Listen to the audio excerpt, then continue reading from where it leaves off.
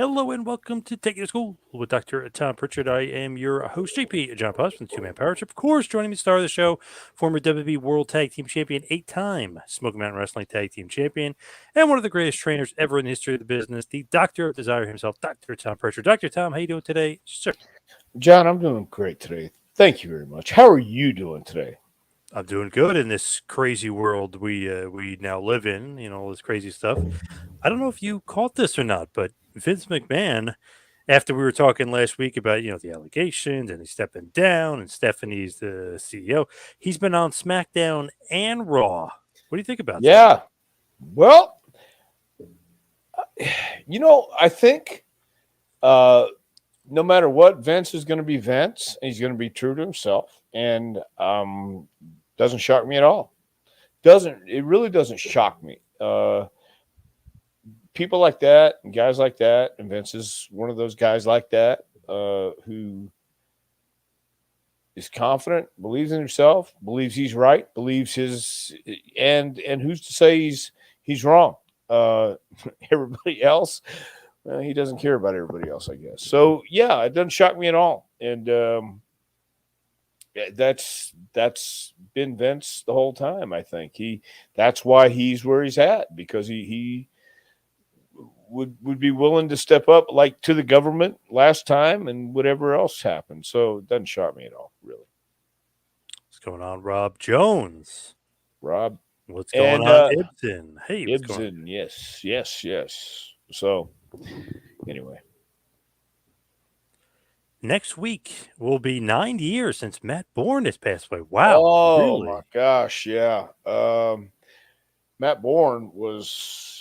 I like Matt. I got along really, really good with Matt. And when I went to Oregon, he's from Oregon. He was from up that part of the country, and a lot of he rubbed some people the wrong way. I get that, totally understand that, but he was God, I don't know. He and Buzz Sawyer were a lot alike.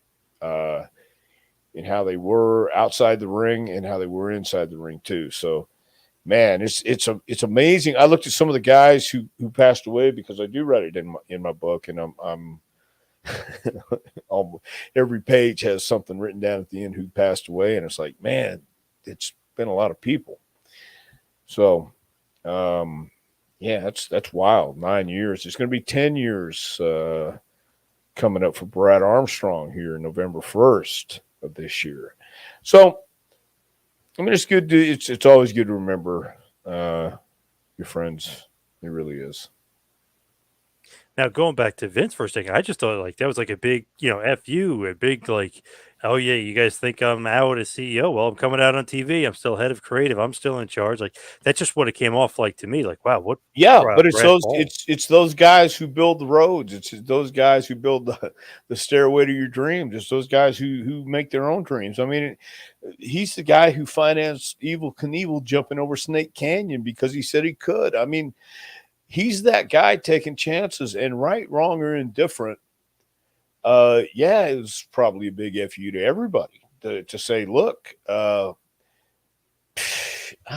not saying it's right or wrong. I'm just saying that doesn't shock me, and especially in today's culture, there's a lot of tension in today's culture, and there's a lot of people standing up saying one way or the other they don't like this, and the other ones say they don't like that. So Vince is what else?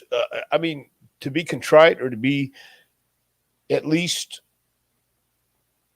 aware, and I'm sure he's aware, but I think standing in front of everybody saying, hey, here I am. We're going to continue on, and I'm going to deliver a hell of a whatever they delivering these days. I don't know, man. I mean, if we were them, then we'd be doing what they'd be doing. But they got there. They got in that position.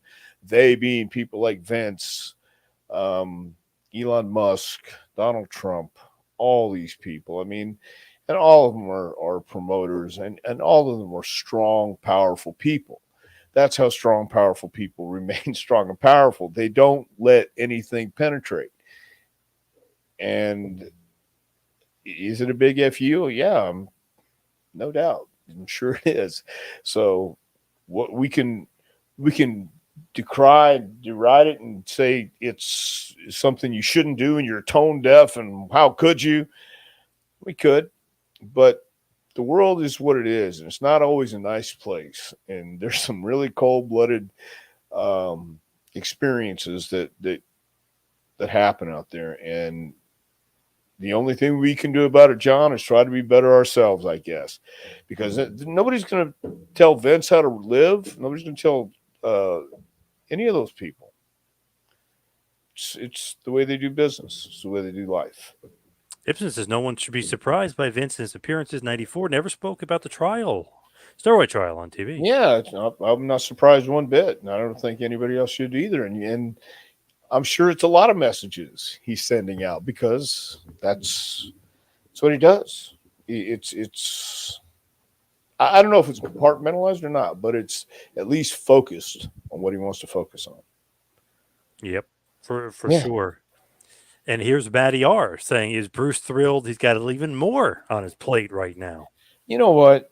Bruce just got done with rotator cuff surgery.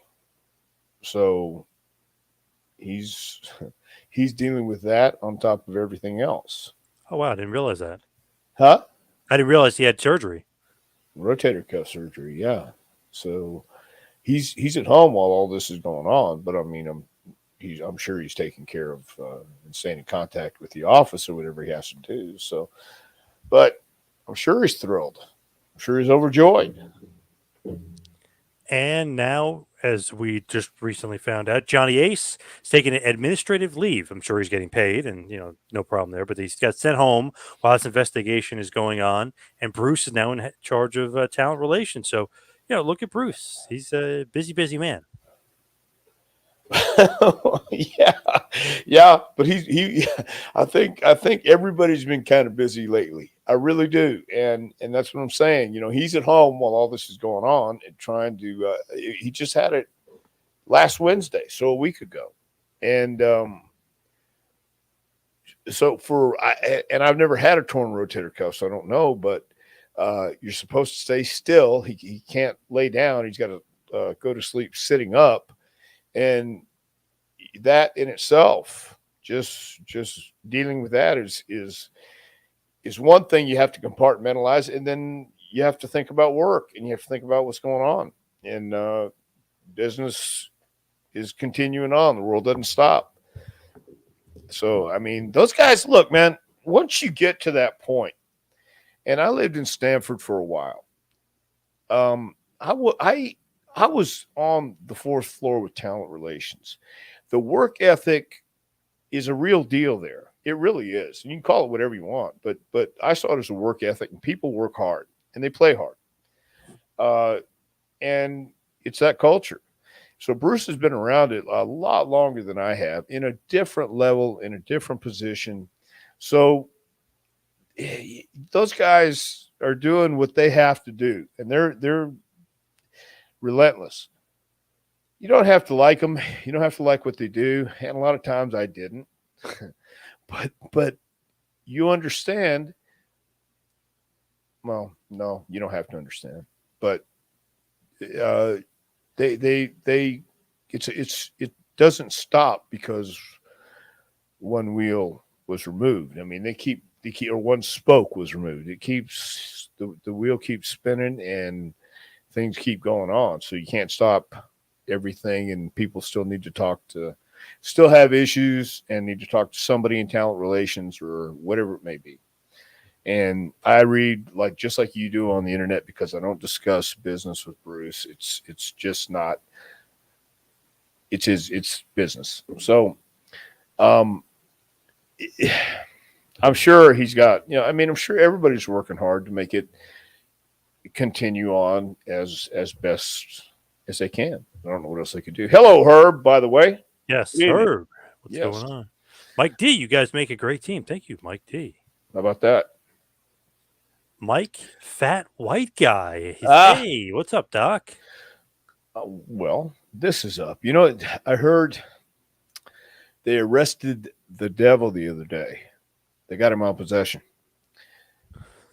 Thank you. Okay. Thank you very much. Try that again. Michael says, Tom, do you think Vince is an egomaniac? Who isn't? Oh, is Vince though? Yes, definitely. Again, who isn't? True. All right. You know, we're talking about how Bruce is, moving on up, and Johnny Ace gets pushed aside. Jeremy says, "Hire Russo" instead of the infamous. I don't know if you ever heard the infamous chants "Fire Russo." The, I've the heard it. TNA fans used to always say "Fire Russo," clap, clap. He's I saying have "Hire Russo." I have nothing against Vince Russo. I never had any issues with him because again, I wasn't working on that level with him at all. A very superficial level. I was training the guys. He was writing for the guys. But if what I think, and this goes with any team or any whether it's business or sports, I think if you don't have people who know how to work as a team, it's not going to work. And does Vince Russo know how to work as a team and know when to throw the ball, know when to catch it, know when to let somebody else catch it, know when to let somebody else pitch the ball? It's not going to work. So no matter who you hire, if you don't understand how to integrate in and understand the dynamic, I guess that's my take, and that's only my opinion, and just from what I had the chance to witness and experience when I was living in Stanford and when I was at the Towers. It's a team effort, and regardless of what you hear, it's a audience of one. I'm sure it is. It always has been, but you have to have a team effort going into it. Any thoughts of this being politically motivated? Vince obviously is a good friend of Donald Trump. Of course, of course, he's a good friend of Donald Trump. I mean, politically motivated? How? I think that anything like this, because this isn't new. This didn't happen just recently. The investigation did, but obviously, what they're alleging happened like 3 years ago. I guess is what I'm understanding, or I'm not. Is this right, or do you know? This is somewhat recent as far as the recent allegation, but they're saying they're going back a few years with other allegations and other NDAs. So, well, what I'm asking, I guess, is what happened? Did it happen recently, or did it happen Yeah, 3 years somewhat ago? recently. Yeah, no, somewhat Oh, I recently. thought the allegation just happened recently. Well, either way, uh, either either way, I think there's always, whenever you have that high a profile or whatever's going on, um, you're going to have a target on your back, and people you know might have a target on their back. Who knows? Honest to God, I don't even want to speculate, because it's one of those things that I just look at the climate and the landscape today. Um, okay, so I was talking with a friend last night on the way home from training, talking about a little league baseball team. Um, Going out and they're playing another top team for going to state and finals. They're 10 and 11-year-old kids. And one team hit 10 home runs in the first inning against this pitcher, this young 10-year-old pitcher. And the kid broke down crying. And the coach came out, hugged him, and some of the people in the stands were looking around like, what is going on here? I mean, what are we teaching today? What's the culture like today? Are you entitled? Are you going to be cuddled? Are you going to be held? I'm not trying to be insensitive. All I'm saying is it's a different world. I'll take care of my kids, my grandkids too. I would do the same thing. I get it. But then we wonder why everybody gets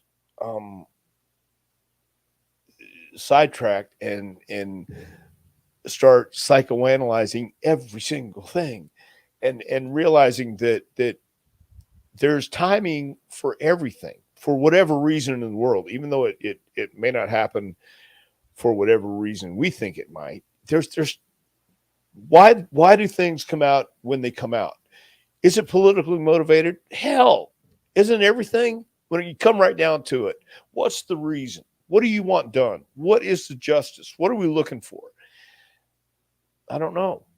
I honest to God don't know. That's why I hate talking about stuff like this sometimes, because I know it sounds stupid, but I look at it like, yeah, it is nuts. I look at it like, how do you get things done in the world? How does war get taken care of? War is not a pretty place, pretty sight.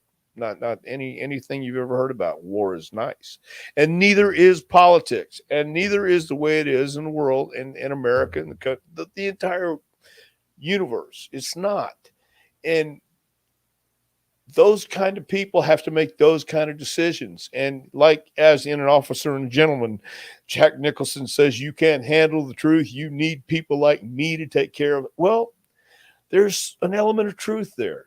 I truly believe that there's an element of truth. And if you don't have people like that, they're gonna run over and take over people who are a little more passive and a little more accepting of whatever's handed them, is what I'm trying to say. And I always thought that when we lived in this place, this was a place you could do and say anything as long as you didn't interfere with anybody else's ability to do or say anything. Are there people that abuse that? Of course. There's good and evil in the world. Not everybody's going to use their superpowers for good. I'm going to stop talking, John, because that's where I go. And then I start thinking, no, this is all ridiculous. Ruben says he really does not like today's product. Do you think the industry can be turned around? Does it really rely on Vince's input? Really miss the good old days. I don't know if the good old days can come back, just because, again, the culture and the education people have had about wrestling.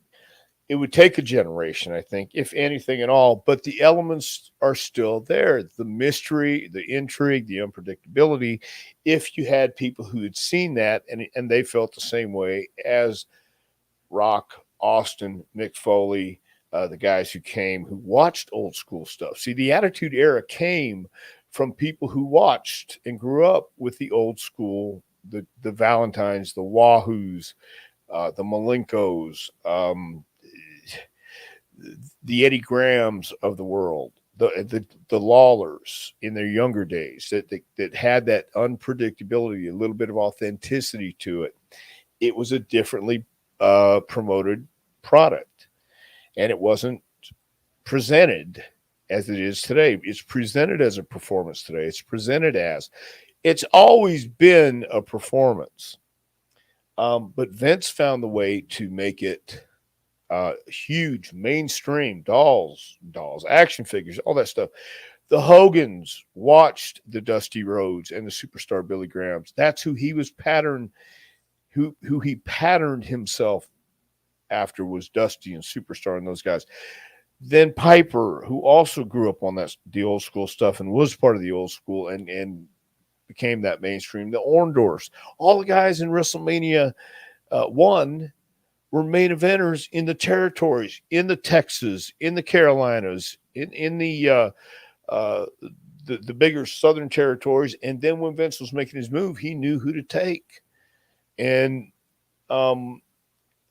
when those guys got here, then he changed it, because they understood, in order to make it mainstream, they've got to do something different, because it really was the let's get blood, let's do these more hardcore at that time angles or stuff like that. And not everybody wanted to see that. So you have to give people what they want to see. And they didn't know what they wanted to see until they saw it. And the difference is, you had authenticity. With Hulk Hogan, he was Hulk Hogan. Nobody else could be Hulk Hogan. That was the guy.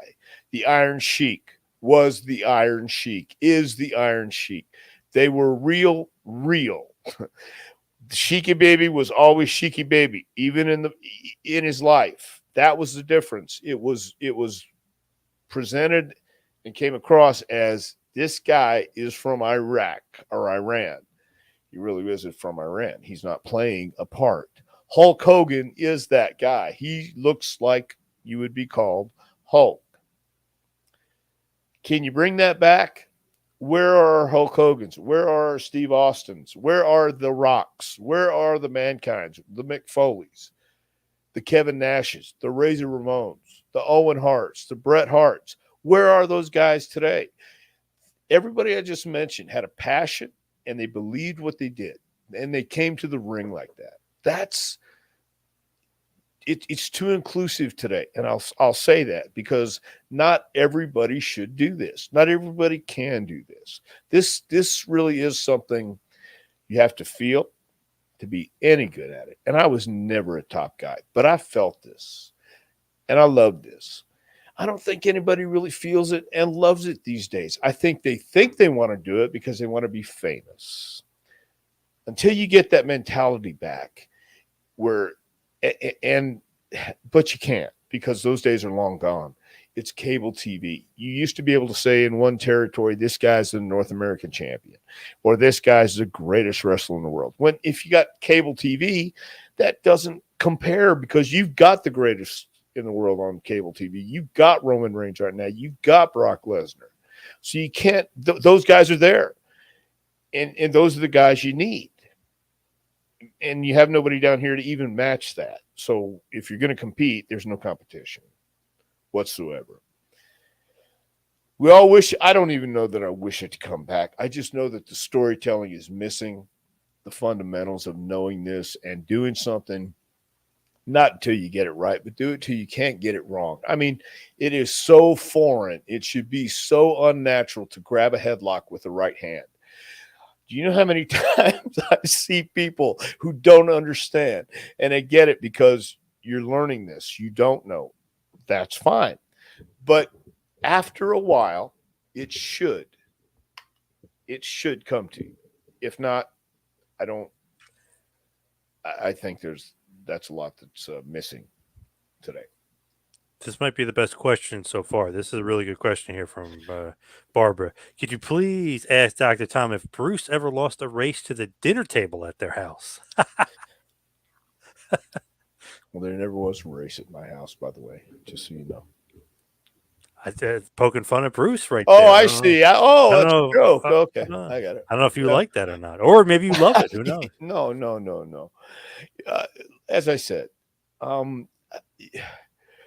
the climate today is, I know, but everyone had a great gimmick. Yeah. Okay. Yeah. But the climate today is, it was like doing it at his comedy show too. He was telling stories that I don't really remember. And then Conrad was trying to get me to, come back with something. And then I thought, and I know it's a comedy show and I get cutting a promo and I get doing all that stuff, man. But there comes a point for me. And I'm looking at it seriously now because I do this every day, 5 days a week, 7 hours a day. And I'm looking at kids and people coming in who say they really want to do this. And I realize what you have to do. And you don't get there by yourself. And when I was going up and getting up there and Bruce was seizing the day and doing what he does and doing what people like him do because he had drive. You have to have drive. And I listened to all these people tell me about it. And I remember thinking what I was thinking then. And then I go, no, I don't even want to think that way out loud. Because when I say it out loud, then it becomes words that I can't take back. That's honest to God how I feel about stuff like that. I know people like to make jokes, and I know people don't like Bruce. I know a lot of people don't like Bruce. I didn't like Bruce for a long time. And I get that. I certainly understand that. But I've come to the point in my life, and especially in wrestling, where I understand his position more so than ever. And I didn't get it at the beginning. And even when I worked there, I wasn't quite sure if I was sure. But I found out real quick. So that's all. I mean, I know I get it, but I would rather take care of me than make you guys laugh at anybody's expense right now. unless I don't like him. I always loved Bruce. The first time I ever saw him is he said, "I love you," so Right. you gotta Sure. love him Well, right back, but yeah, you can. But again, I read the headlines or the internet stuff, and I read the shit, and I'm thinking, really, honest to God, on the outside looking in is nothing like looking in or being right there. Nothing. It's what you think it is. It's what you perceive it is, and you can hear rumors from everybody else who said this is what he said, this is what he did. Okay. But you don't know the other side of the story. And I never did until I started having to do it and deal with people who are telling you one thing, but are doing another. I mean, it's like I don't trust words because people can tell you anything, but actions tell you everything. So you're dealing with that, and I don't know. I think a lot of people would love to be that close and do that job, and they don't understand what comes with it. They don't. If you've never been an agent, you don't know what it's like to be an agent. Some people are excellent at it. Some people aren't. I'm not a good office guy, and I never wanted to be a good office guy. But I do have a new respect for him. John Laurinaitis fired me. He hired me back. Triple H, well, actually, Kenyon Seaman fired me for the last time. And I haven't been hired back. That's great, but I understood their position. I understood the MO and what happens once you're fired. You're escorted out and you have to give the key. There's no, I mean, you're done. If you've never been there, you don't know. You can only hear rumors and only hear second and third hand. My opinion is it's a thankless job no matter what. And Laurinaitis getting sent home is part of the job, I guess. So he's done it to enough people, I guess. He's who knows? I he's got mean, to be used to it. yeah, who knows? Who knows? It's just like what the hell? Yeah, let's see. If a traveling circus could work and be profitable, then old school wrestling can be done and it can work. Too much wrestling is relying on TV and giving away main events on TV. Bring back the underneath matches, perhaps. Well, yeah, we say that, but they got to look at what I guess the surveys say, and do people really want to see that? Again, the famous quote from Paul Bosch was, "I like to go fishing, and I like strawberries, but when I go fishing, I put worms on the hook. I'm trying to catch fish. Doesn't matter what I like. Give the fish what they like, and they'll bite, they'll come. So if you give the fans what they like, they'll pay and come, they'll see it." You're always looking for the next best thing. I think everybody's looking to go bigger, better, instead of the darkened arena. And the circus is coming back with no animal acts. So no animal acts, and they're doing like America's Got Talent people, those kind of guys coming up. So awesome, that's great. But they're however they do their expenses, they're going from town to town. In the territory days, it was the same town every week, maybe the same town every 2 weeks too. But you don't have anybody that special people are going to pay for right now. If you had them, if they were out there, WWE would know about them. We have some. Look, I've seen some really good guys who have been working around here lately. And some of the guys who have come through JPWA, but they like doing this. They like staying here. They've got great jobs. They can wrestle when they want to wrestle. They have families. They don't want to necessarily go branch out and do all that stuff. So, they're kind of taken, spoken for, but who is your next? Who would people come to pay to see at the circus? I get it because if you haven't seen these people on TV, or if you have and you're interested in seeing them in person, then they'll come to your town at the Coliseum and you can see them. But who on the local level? Who's going to come see him besides Mama, Daddy, Bubba, and Sissy? I don't know. By the way, speaking of Triple H and Canyon Seaman firing you, Triple H returns to the Performance Center today. He did. Somebody said he's back, and they put it in quotes. He's back. So I don't know if that really means he's back or if he's just there talking for the day. So that's your buddy Triple H making his return. Does that mean Shawn Michaels gets pushed off to the side? We don't know. Shawn will be fine. Triple H will be fine. The Performance Center will be fine. They're going to be fine no matter. And I think Hunter's glad to be back if he is back, but who knows? They need somebody in charge. And if Triple H says he feels like he's okay to go, then I don't think Vince would hold him back. I think he'd want to go back. Think he'd want to come in. Now, I was going to talk a little bit about Shawn Michaels, but I won't because we have so many questions coming in here. So let's go to Eric Tate. Did you ever wrestle at the Shrine Mosque in Springfield, Missouri?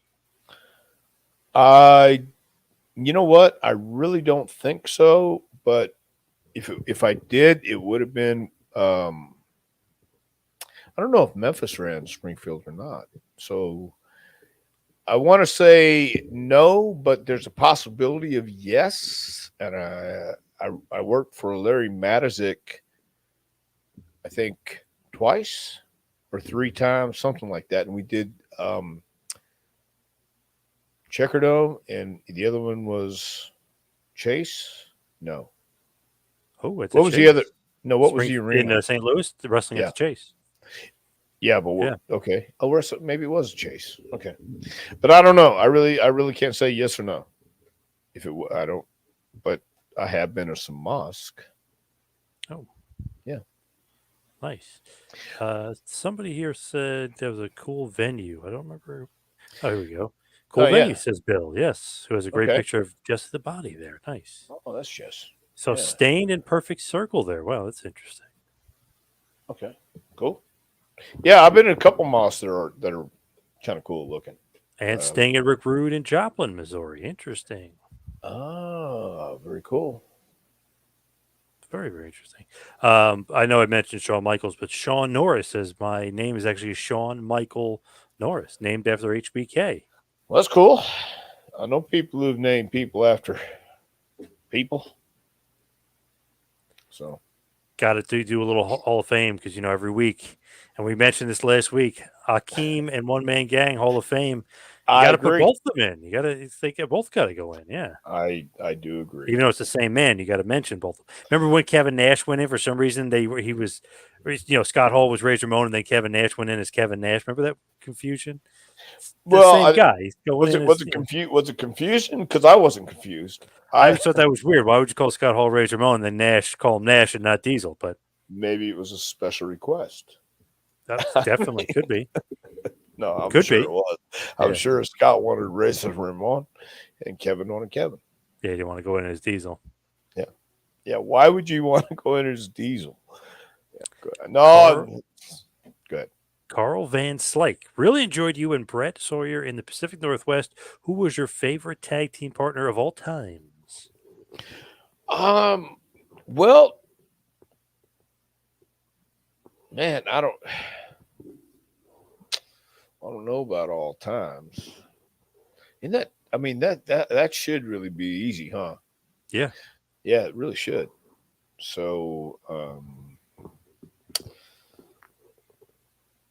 well, I'm going to say Stan Lane. Sure I am. Smart man. Well, it's not that necessarily, although that is a smart move. That's a pretty smart move. But Stan was actually very easygoing, and I knew him before when he and Steve Kern were the fabulous ones. And so he had been through a couple really successful gimmicks, and he was just easy to connect with and do what we had to do. And so, but I enjoyed tagging with Brett. I really did. You two crazy kids are probably living it up in the Pacific. John, listen, we were just a couple kids out on the old prairie and, looking out in the sunset saying, Brett, I think we should be going to Eugene tomorrow night. What time you want to leave? So we used to have the place called the Bomber with the teepees on the outside, and we'd sit by the teepees all day, looking for signs and putting our ear to the ground. I'd like to hear a Jimmy Del Rey story time. Chris Vick. He loves Jimmy Del Rey. Jimmy Del Rey's a good guy. He really was. I don't. I don't know any Jimmy Del Rey stories actually that come to mind right away. Jimmy was.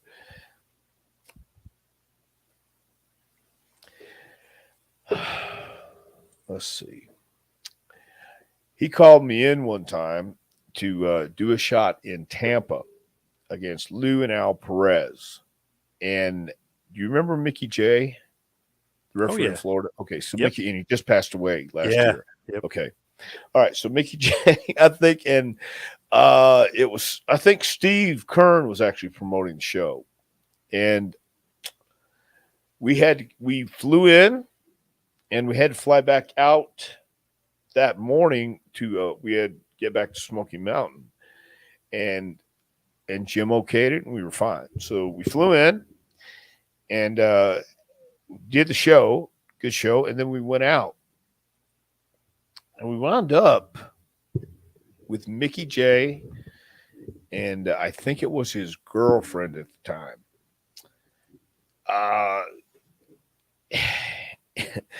And it was one of those nights where we overslept. And we missed our flight, and Cornette was hot, and Jimmy kept thinking, "Oh fuck, he's going to get fired." Yeah. So he was a little nervous that day, but nothing happened. I mean, it was one of those deals. That's my only Jimmy Del Rey story I can share. How high pitched did Cornette's voice get when he was mad at you guys? I don't recall how high pitched he got. I just remember because it was one of those things to fly down to Tampa and fly right back. What could go wrong? So yeah, go ahead, make the shot, get paid, and come back. Well, when we got there, I could tell trouble was a brewing because Mickey J and we were having a really good match with Lou and Al, and it was a great night. It was a fun time, and we missed the flight. So we said, well, shit, why? We just don't want to we don't want to make Jim upset. Wasn't that? It was funny at the same time. Yes. That we missed our flight. Stan Lane did an excellent job of replacing Dennis Condrey in the Midnight Express. I agree. Jim Harder. I totally agree. Well, I think that was a time that Stan came right at the perfect time because it changed the dynamic of the team and it changed the style.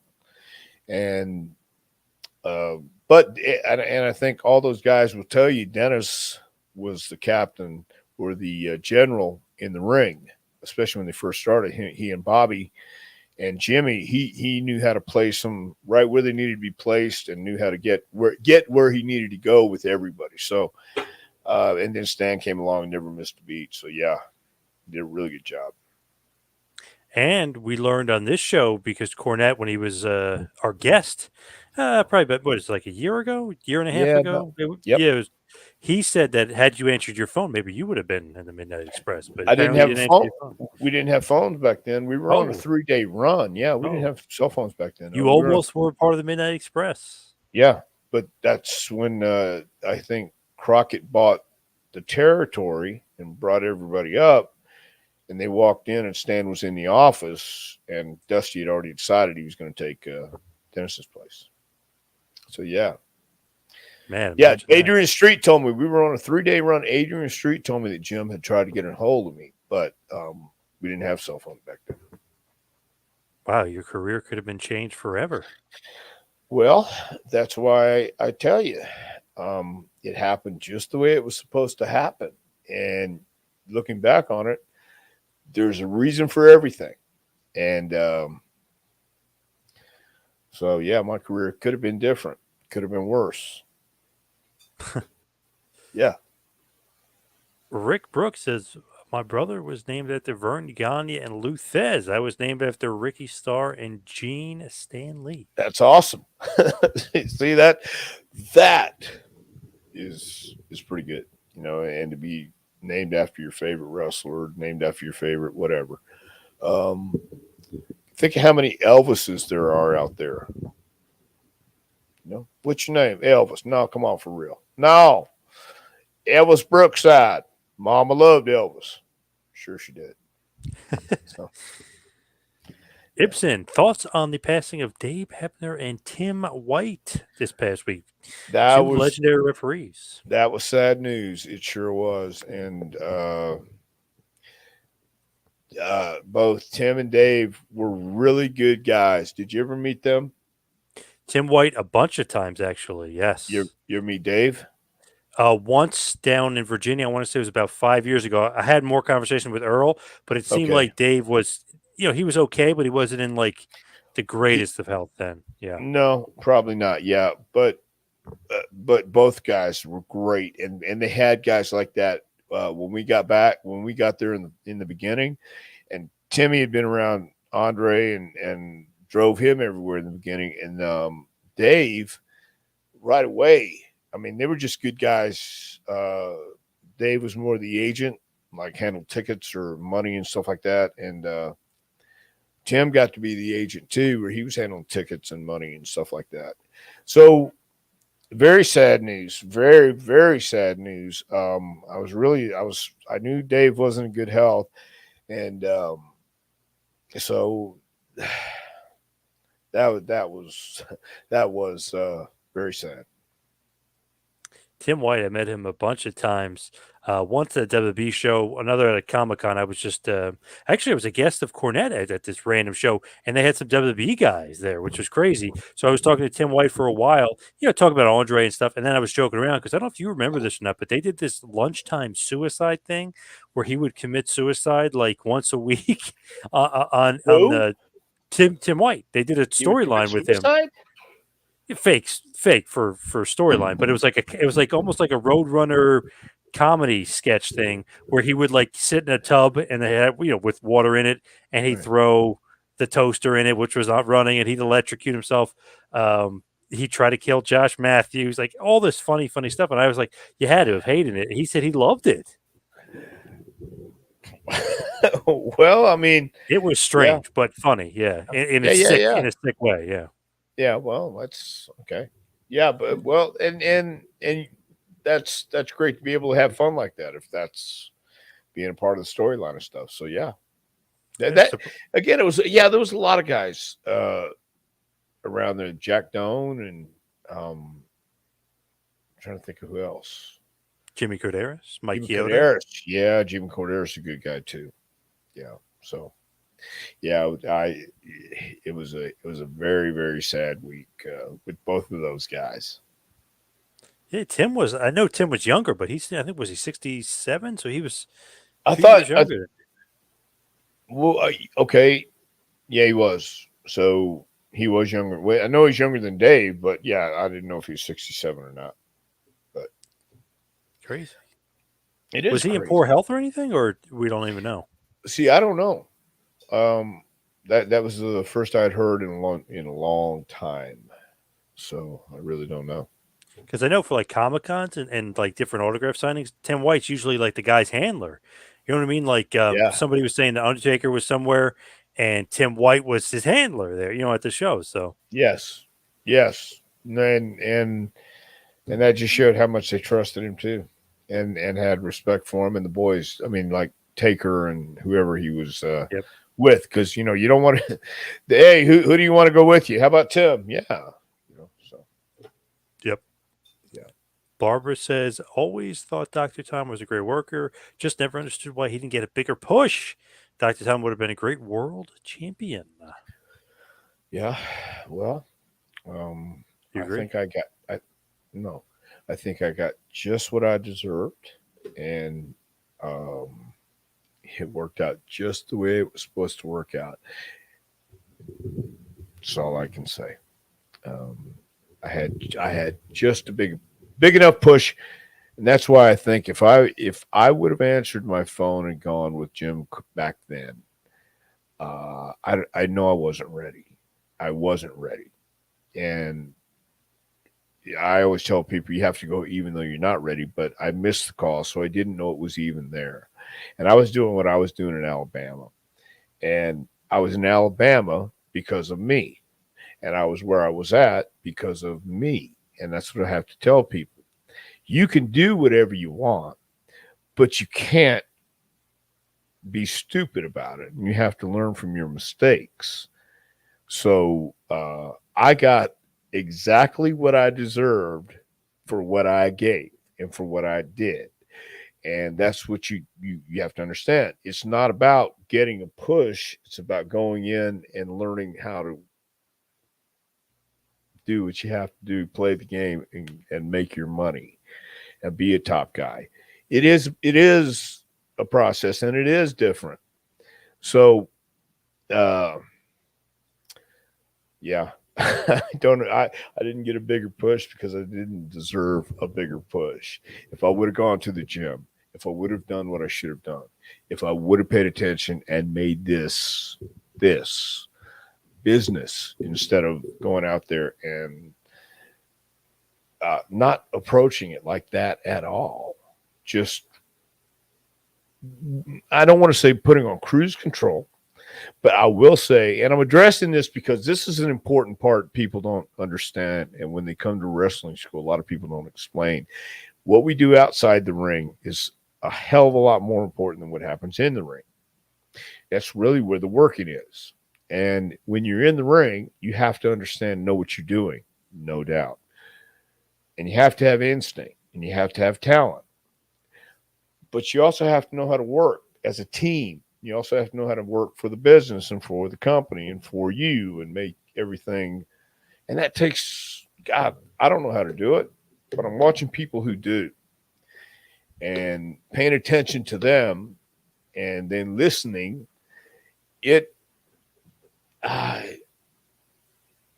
really is a process, and there's a recipe in how to do it.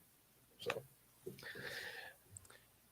Dr. Tom from Jeff, did you ever meet or wrestle Easy Money from ECW?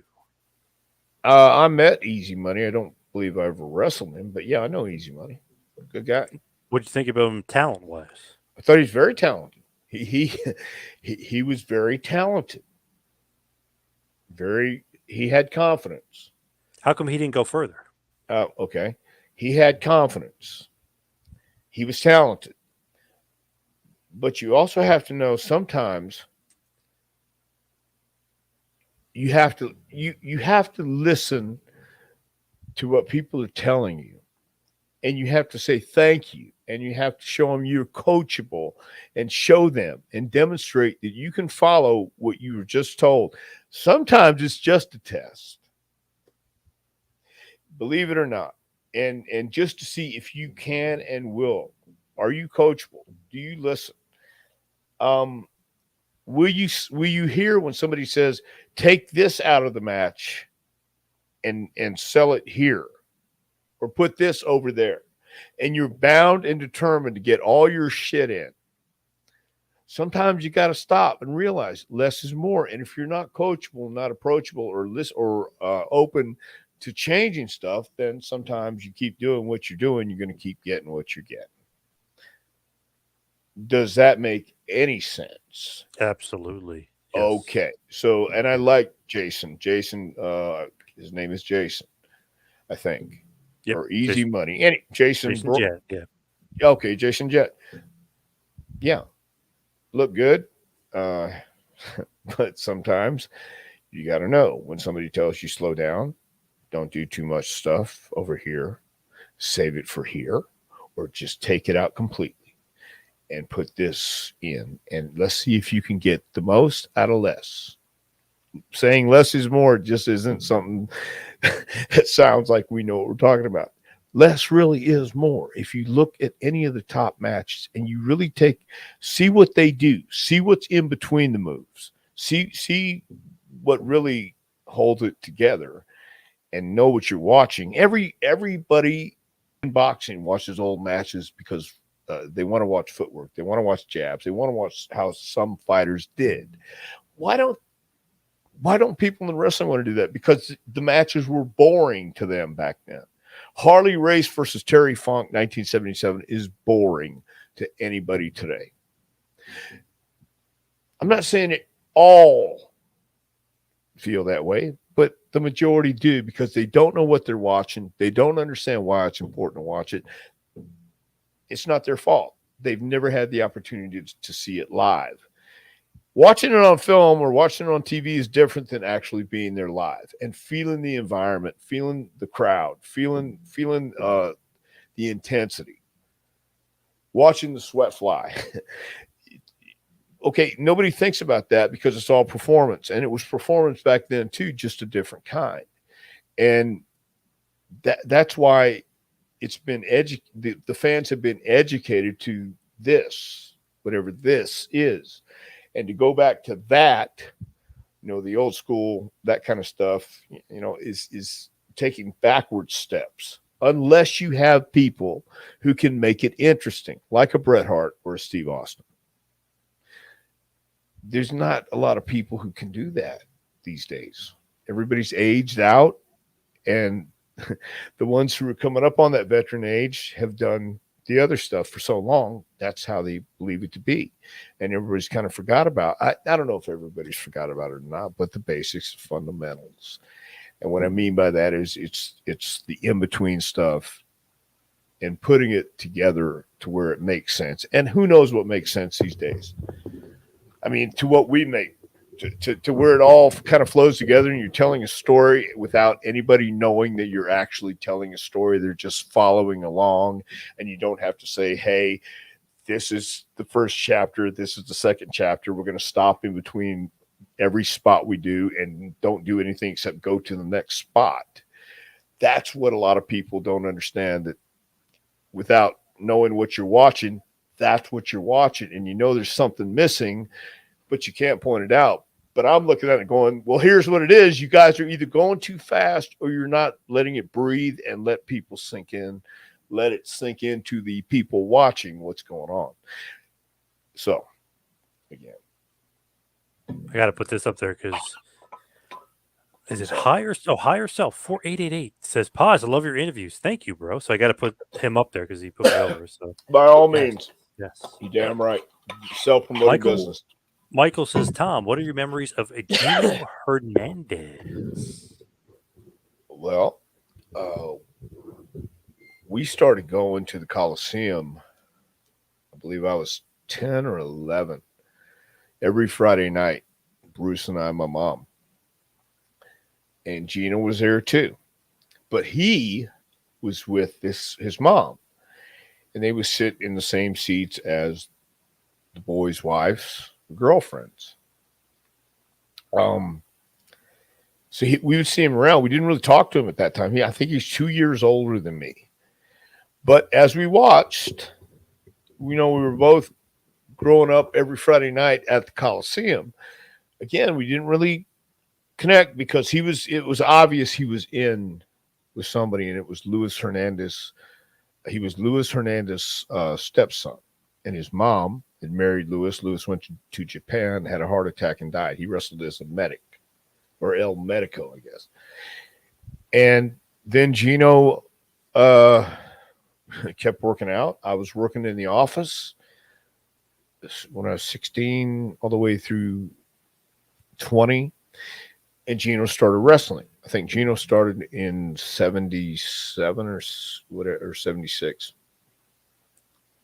But always arrogant, cocky, but talented. Very talented. And started out as a babyface, and his natural personality just couldn't be subdued. So he had to turn on Jose, and they had this great feud, and he had natural heat, honest to God, natural heat. That's just one of those cocky, arrogant guys who knew he was better than you, and you knew he was better than you, and you hated him for it. I mean, he had heat. There's a great match on YouTube between Gino and Chavo Guerrero, and before the match even gets in the ring, the camera comes up, and Gino has a guy by the hair. It's a fan, and he's kicking him in the face. and the cops have to take him back, and the whole That's match is awesome. hot like that. Yeah. So, Do you think if Gino hadn't died, would he have gone to WWE? well, of course, yes, yes, I do. Me too, for sure. He had that power there, that star power to him that Vince would have been attracted to. Yes. Chug Alert says best town that had the best ring rats. We talked about this a few weeks ago, and I think we said it was Pensacola. I think. I think every town had a few choice, ladies. I really did. Oh yeah. Yeah. Brendan says I love hearing good rib stories. That Kurt Owen and Davy Boy. If so, did you would you care to share maybe a rib from one of those three? Well, one of the uh,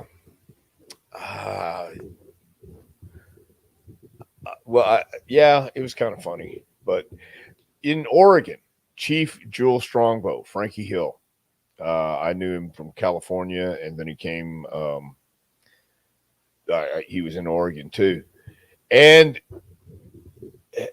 Kurt was there, Hennig. Um, and when Chief was in the ring, Kurt used to like to take one of his shoes and put it in the toilet, and it got to be a regular. Yeah, it got to be a regular thing. So as soon as Chief came back to the locker room, he'd go right to the toilet first. Go, God damn you, Kurt, and pull his shoe out of the toilet. So I mean, and just stupid stuff like that. Kurt would do things like shave somebody's eyebrow off, then shave his own off. Say, hey, they got me too. I mean, I appreciate the dedication. Yeah, And really. that's but you heard the story about him and it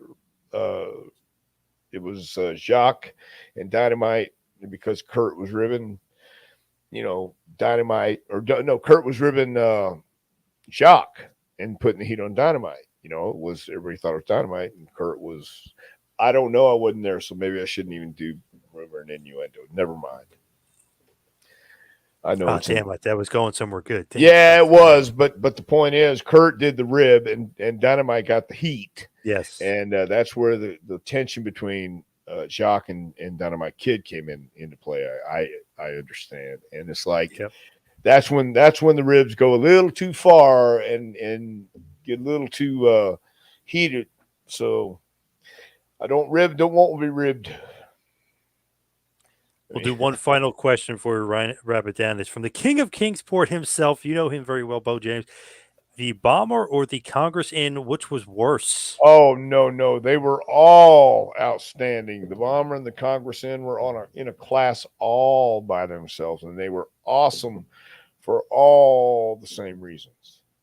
All the wrong reasons, or all the same reasons? I'm not saying right or wrong. That's your judgment call. I was in heaven every time I was there. All right. Now let's talk about your book, A Pro Wrestling Curriculum Advice, Suggestions, Stories to help the aspiring pro get to the next level. Dr. Tom, where can they get the awesome book? You can get that awesome book at jpwrestlingacademy.com and click on the book. I believe it's on the front page. Click on the book. It'll take you to Amazon.com to order, but just go to jpwrestlingacademy.com.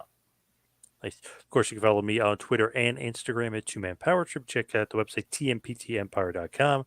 And you can follow Dr. Tom on Twitter at Dr. Tom Prichard. And, of course, go to Pro Wrestling Tees, prowrestlingtees.com. Hit up the JPWA store or hit up the Dr. Tom store. I love the Wanted Dead or Alive show. I think that is a classic. That is a good one.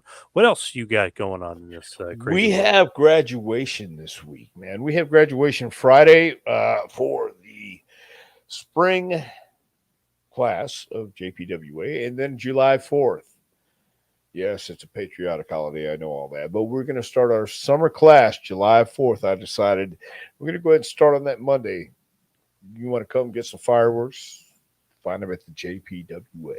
That's the way I thought. Nice. Good stuff. Just got to put this out there before we wrap it up because Justin stuck this one. This is a good one. Hit the wiggle like Jimmy Del Rey. Ain't nobody can do it like Jimmy Del Rey. He took it with him when he went. I never could do the wiggle. Yeah. And Yara says, That. thank you for a great podcast. And Barbara says, I'd like a signed copy. Where could she get a Uh, signed copy? yeah, well, I tell you what, if you we do PayPal, and it is $25, I believe, on PayPal, or if you send me an email. I'm trying to think. I think it's $25 on PayPal, and you go to my PayPal at drtomprichard.com or at Dr. Tom Prichard, I think it is. Send me an email at gmail.com too, JP Wrestling Academy at Gmail, and we'll work it out.